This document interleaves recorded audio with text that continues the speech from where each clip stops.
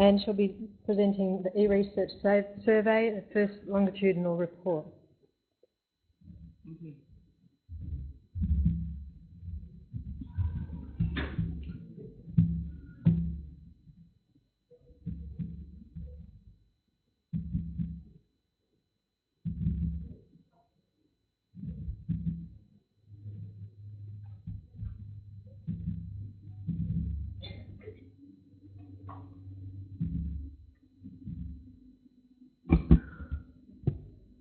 Thank you for coming.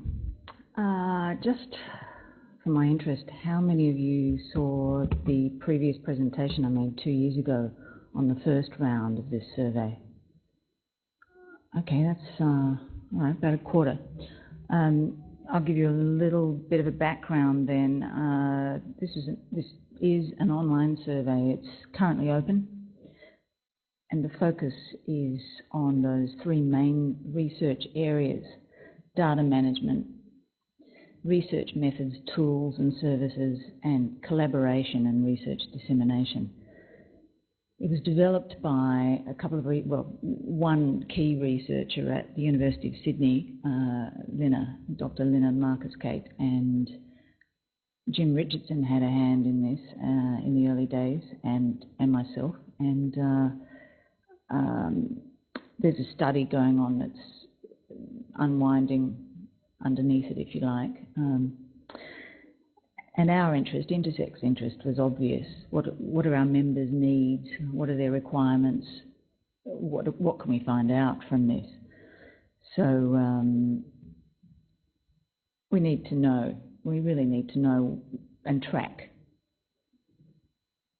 practices, needs, attitudes over time, and understand and hopefully improve awareness and uptake of e-research. And to do that, without baseline data, you're really just swinging in the breeze. So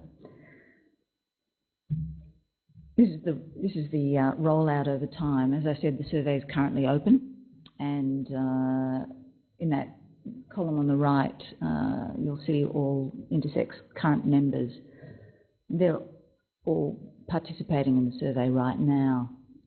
The data I'm showing you today is fresh to last night, but I'm sure there'll be, it might shift slightly. But what's remarkable about the first survey, at least, was that the kind of returns were consistent between universities. And I'm looking forward to digging into this round of data to see if that's so. Of course, you can slice and dice this any sort of way you like, but we'll be interested to see, for instance, how universities who were in the first round compare, how those responses compare to their responses 2.5 years later. So we're looking at about 1,500 responses in all to date, which is a good size sample. Now, there's a lot of information in this slide, but I thought I'd put it up anyway. This is response by discipline, and it probably won't surprise you to see that medical and health sciences are consistently top, followed quite closely by education, and then behavioural and cognitive sciences, social sciences, ICT, engineering, and then down the list.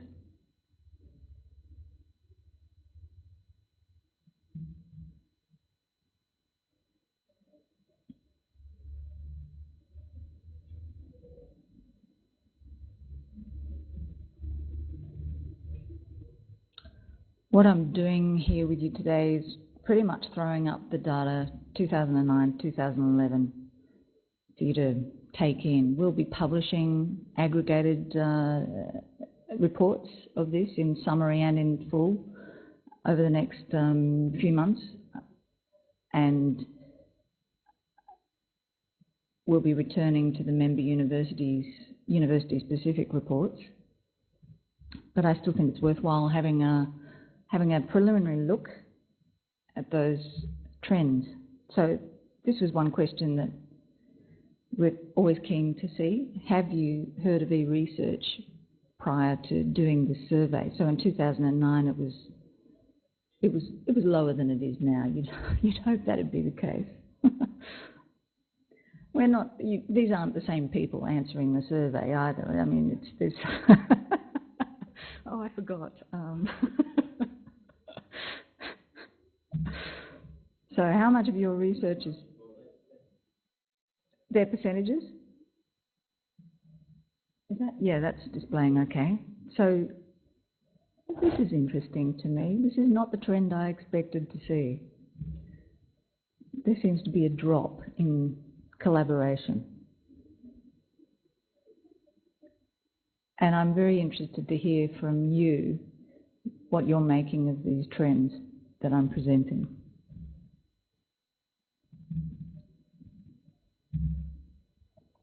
Yes. Sorry?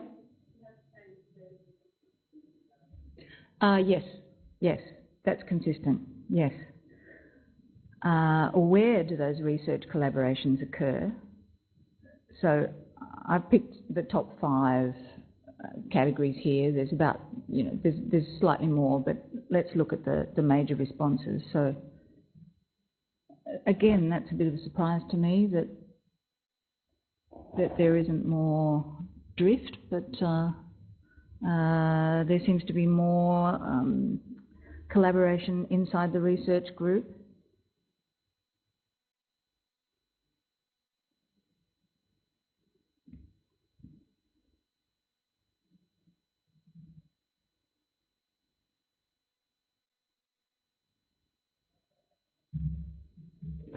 And which technologies do you use to collaborate, in particular around project management and communication?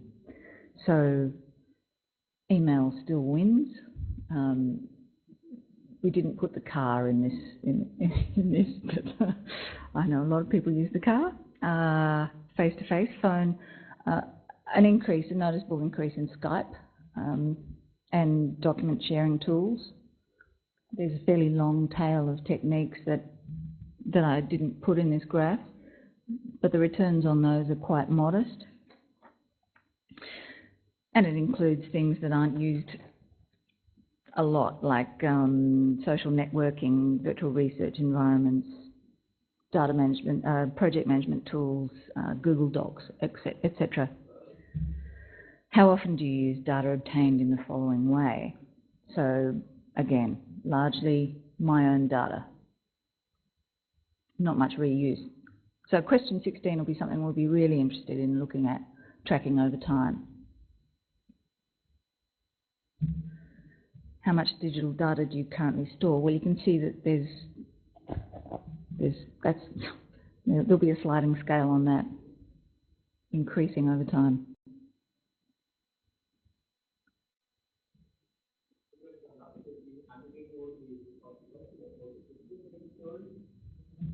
We pulled out the outriders. There are some people who said, I have 1 million terabytes.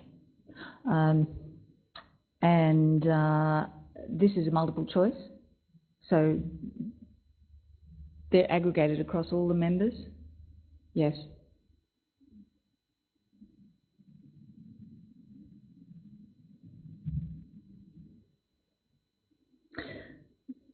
This is interesting, a couple of questions here. So do you allow researchers outside your team to access your data? Well, no.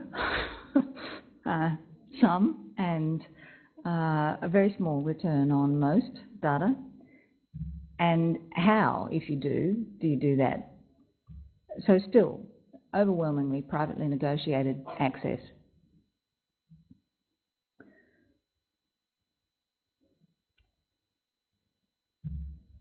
And if access is restricted, then why not?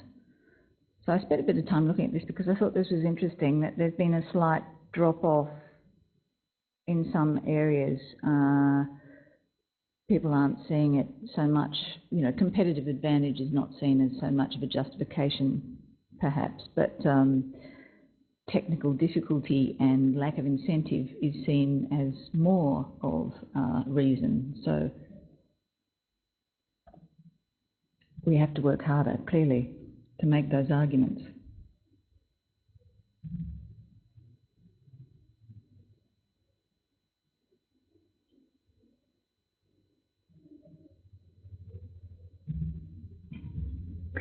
Do you or your team have an explicit data management plan?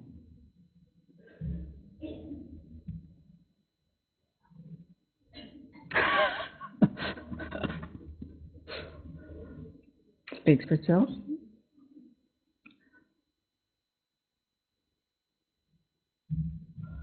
Where do you store your data during a project? Well, this is an interesting one too.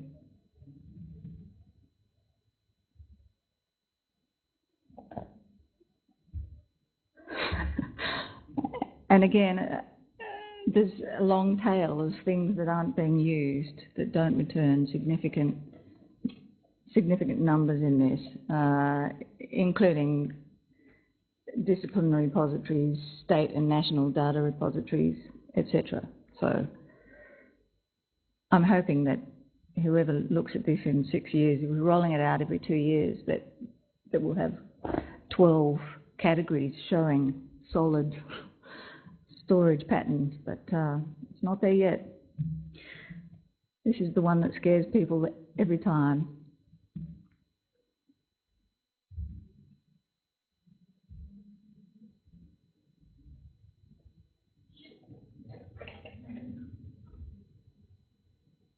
So, yes.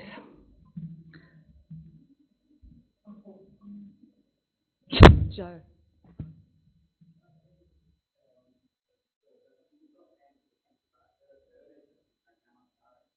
Yeah.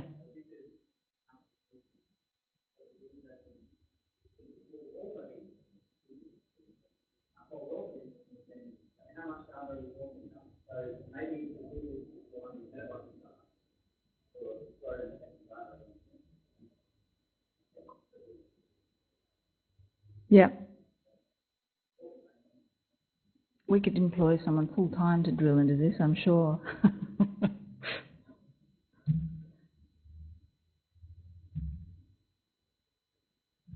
And I think we'll be seeing some movement in this, as we already are in just 2.5 years. So,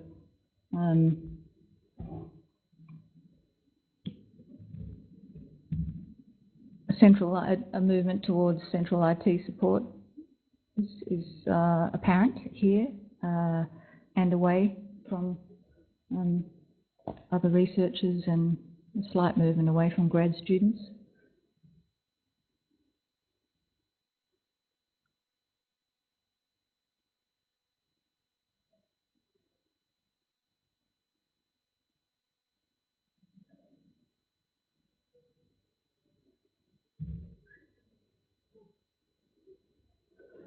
So this is something that eResearch was keen on putting in. Have you heard about or used services provided by the following Australian bodies?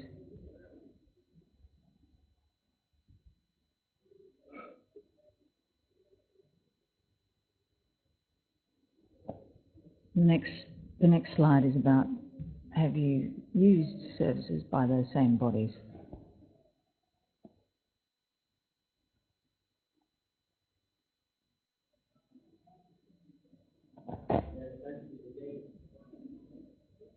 Yes.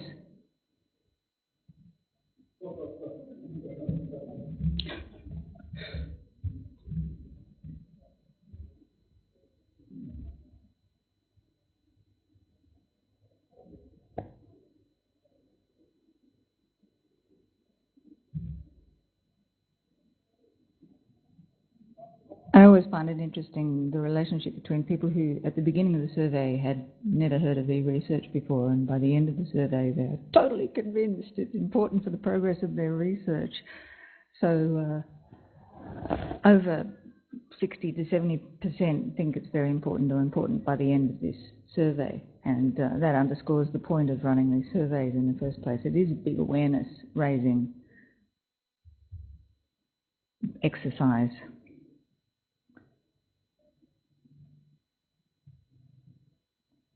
But we'll be watching for the tail there. It's of no importance, it's irrelevant to me. I think that's curious too.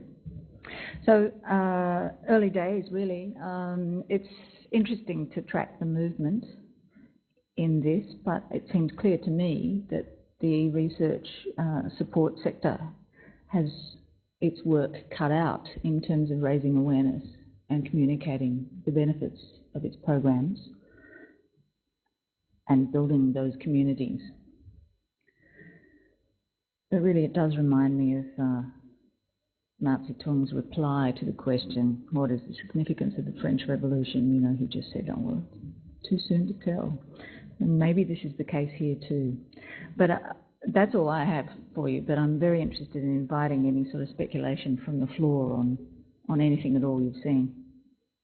Yeah.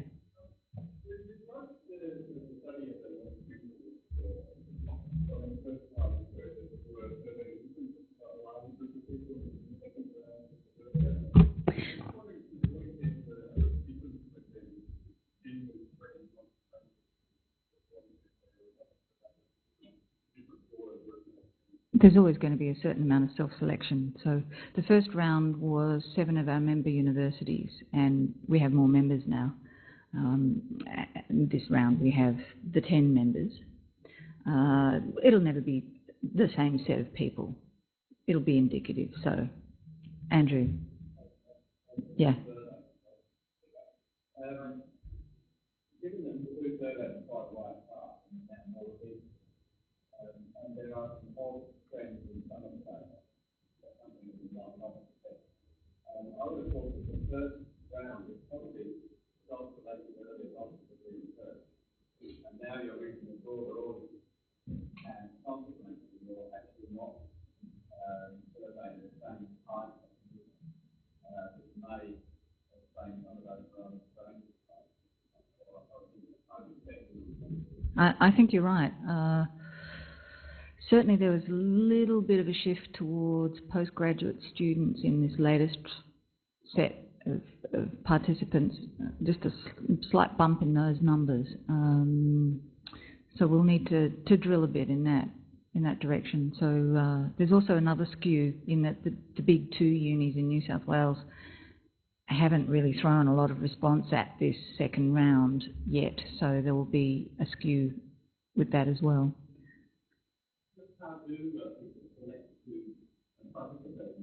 Oh yes, I should have told you. That's right. So at the campus, there'll be an email from the DVCR or the PVCR to research staff, yes, research postgrads, all research staff, inviting them to participate, encouraging them to. And we found that works very well, especially if it's followed up by a set of regular reminders from deans of research, heads of school, presiding officers, etc. So, and a link, is distributed, and yes. The response rate?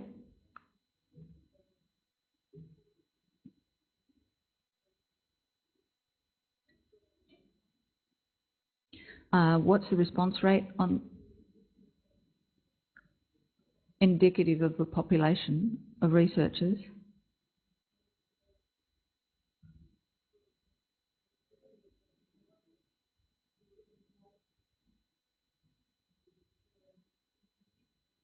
I'm not quite catching you, but there's a microphone not far. This kind of...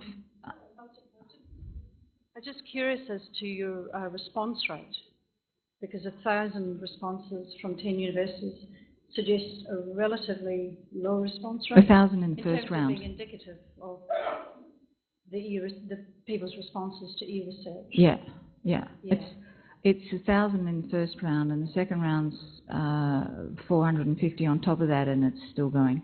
I think it's good when you get about 10%. Absolutely. That's good, and in many cases we've had that at certain universities. So it's not over till it's over, but in the absence of other survey work, I think it's interesting. It's a good indicator. Yes, I think so. Yes. Is there a question over there?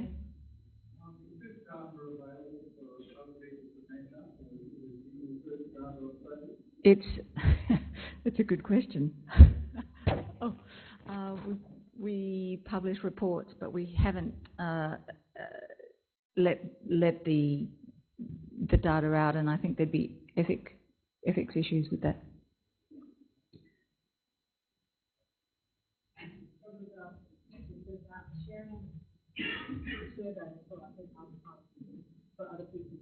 Oh, yes. Well, really, yes. The question is about sharing the survey itself. Having gone to some trouble to devise it, we're happy to lend it to people. You know, I can send you a copy, and you can roll it out at your campus or in your state. eResearch South Australia have, and I know that QSIF's talking about doing the same. And certainly DIS is very interested in seeing that happen for obvious reasons, because we'd be able to track and benchmark and compare and till the cows come home. So yes, if you're interested in that, get in touch with me, and I'm happy to help that happen. So thank you.